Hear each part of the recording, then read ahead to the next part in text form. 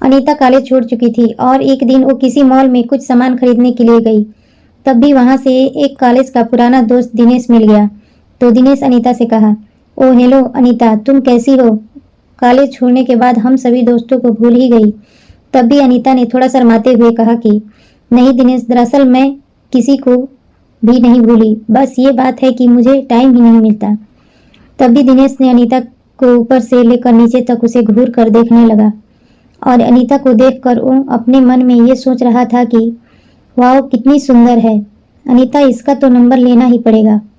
वैसे अनीता शुरू से ही बहुत ही भोली लड़की थी और ये बात दिनेश जानता था और दिनेश कॉलेज टाइम से ही बहुत ही फ्रॉड लड़का था, लेकिन ये बात अनीता को बिल्कुल नहीं मालूम थी। तब भी दिनेश ने अनीता से कहा कि अनीता चलो एक कप कॉफ़ी पीते हैं। तो अनीता ने मना किया, लेकिन दिनेश ने कहा कि यार पता नहीं फिर हम कब मिलेंगे, चलो ना यार। तब दिनेश उसका हाथ पकड़कर कॉफ़ी पिलाने ले गया और अनीता मना ही नहीं कर पाई। तब भी दोनों ने कॉफ़ी पी ली। फिर अनीता जाने लगी, लेकिन दिनेश ने अनीता से बड़ी ही चालाकी से उसका नंबर भी मांग लिया और अनीता ने दिनेश को अपना नंबर ना जाने क्यों दे दिया।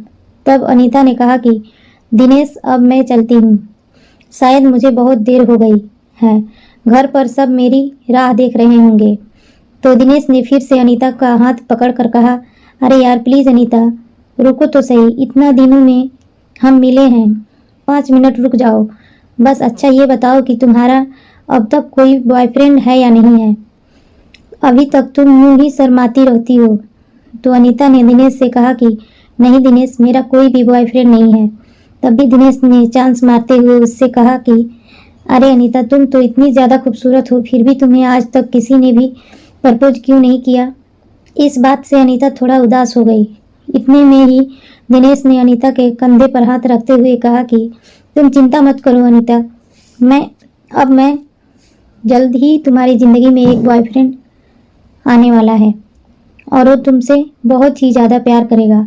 और दिनेश ने अनीता के हाथ पर हाथ रख दिया और जैसे अनीता के अंदर कोई करंट सा ही लगा हो, लेकिन शायद वो दिनेश की आंखों में उसका फ्रॉडपन बिल्कुल भी नहीं देख पाई और वो दिनेश का हाथ अपने हाथ पर से भी नहीं हटा पाई। तभी दिनेश ने अनीता को उसके साथ एक एक सेल्फी लेने को कहा, लेकिन न जाने अनीता उसको मना क्यों नहीं कर पा रही थी। शायद दिनेश उसके भोलेपन का फ़ायदा उठा रहा था। अब तो दिनेश न जाने उसे व्हाट्सएप पर क्या क्या भेज रहा था। कभी उसे गुलाब का फूल भेज रहा था तो कभी उसे हेट या किसिंग का वाले मैसेज भेज रहा था और अनीता को कहीं न कहीं डर लग रहा था। लेकिन दिनेश ने उसको कहा कि अरे यार तुम तो कुछ भी नहीं, मेरे दोस्त की गर्लफ्रेंड तो रोज ही उसे एक किस देने में एक बगीचे में जाती है और वो तो अपने घर वालों को तो कुछ भी नहीं समझाती।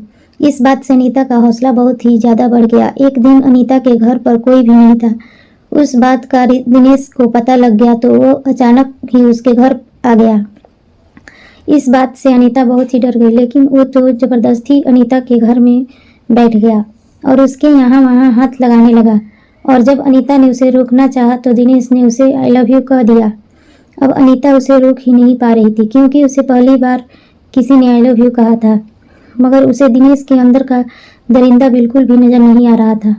अब दिनेश ने अनीता के ने ना जाने को कहा, लेकिन दिनेश बदले में उसे एक किस मांगने लगा और उसने उसकी न जाने कितनी किस ले ली और किस लेते समय उसने उस साथ एक सेल्फी भी ले ली। फिर वो वहाँ से चला गया। अब अनीता को बहुत ही ज़्यादा डर लग रहा था, लेकिन उसने दिनेश के बारे में अपने घर वालों को कुछ भी नहीं बताया। अब दिनेश पूरी दिन ही अनीता से फ़ोन पर बात करता रहता था। एक बार दिनेश ने अनीता को एक होटल में आने को कहा, लेकिन अनीता ने उससे कहा कि दिनेश तुम मुझसे एक बार शादी कर लो, फिर चाहे तुम मुझे कहीं पर भी घुमाने ले चलो। लेकिन फिर दिनेश ने जिद करते हुए कहा कि नहीं अनीता, मैं तुमसे बहुत प्यार करता हूँ और फिर एक दिन शादी भी कर ही लूँगा, तो फिर तुम्हें सिर्फ एक बार होटल में मेरे साथ चलने में क्या हर्ज है। तब अनीता कहा कि दिनेश शादी से पहले ये सब करना गलत होगा। तब भी दिनेश ने बड़ी ही चालाकी से उससे कहा कि चलो अनीता, मैं तुम्हारे साथ कुछ भी गलत नहीं करूँगा, लेकिन बस एक बात, तुम मुझसे मिलने होटल में आ जाओ और 10 मिनट मुझसे बात करके चले जाना। अब अनीता उसकी बहकी बातों में आ गई और उसने होटल में आने के लिए दिनेश को कहा, हाँ कह दिया। और उसने अपने घर वालों को भी कुछ भी नहीं बताया और वो दिनेश के पास उस होटल में पहुंच गई। और जैसे ही अनीता वहां गई तो दिनेश ने उसे एक कोल्ड ड्रिंक में नशे की दवा मिलाकर पिला दी और अब धीरे धीरे उसे नशा होने लगा। तब भी अचानक अनीता के सामने दिनेश का एक दोस्त भी आ गया और वो दोनों ही अनीता को देखकर मुस्कुरा रहे थे।